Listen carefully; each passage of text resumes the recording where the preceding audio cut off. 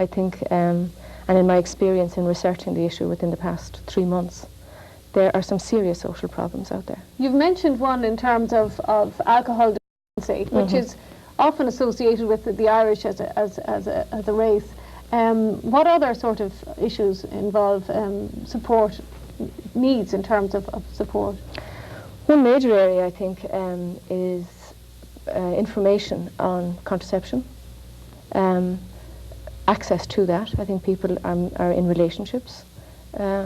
In some cases, because of, the fact that people are living within the same place, the community is very insular.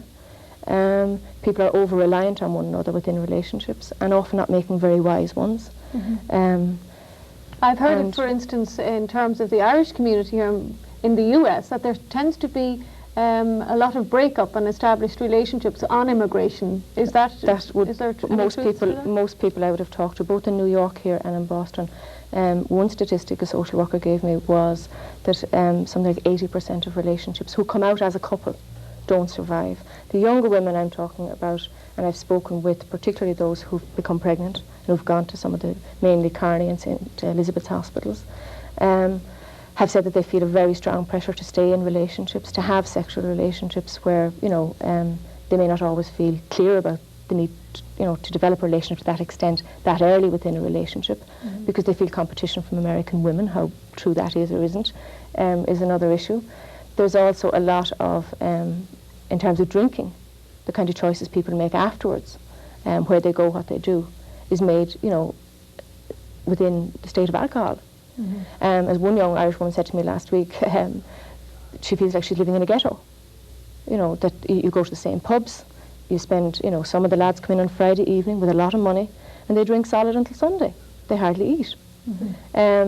We can all smile and say, sure, we knew them, they were doing that at home.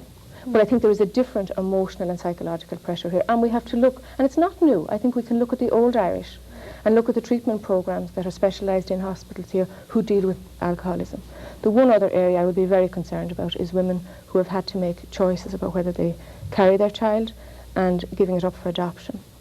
Some of those, women may have had to make that choice before even they came here, who may have given a child already up for adoption. And I'm not being specific because I don't want to break people's confidentiality, but equally have had to make that choice again over here, who didn't deal with, the grief or the process of that here. It's not incidental that a half page in the Irish Voice and the Echo or whatever is couples looking to adopt American babies. There are some who would contend that in terms of Irish-American organisations as they are established here, represent the old views, the old values in terms of Ireland, that on immigration they almost freeze.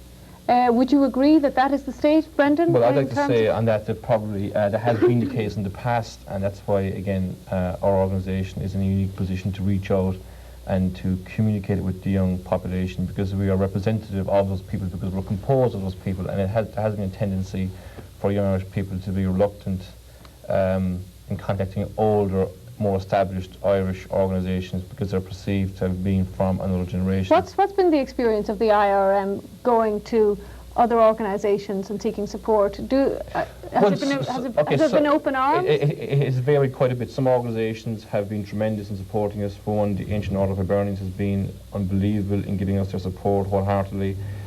More Irish-American organisations have been a little bit more apprehensive in dealing with us. They perceive us as being a young, radical organisation, maybe not totally in line with their beliefs or what they would wish. And therefore there has been a conflict in certain instances, a kind of a generational gap between the young population and the older generations. But getting back to a point... I'll just stop you there, Brendan, because in the second part of our show, what we would like to address is this whole question of values, of where people stand, of how the emotional issue, the emotional side to the new immigrants, what their needs in that relation are they being addressed, and how the support groups that we have in existence here in Boston and in the US in general are addressing those very needs. Join us in a few moments.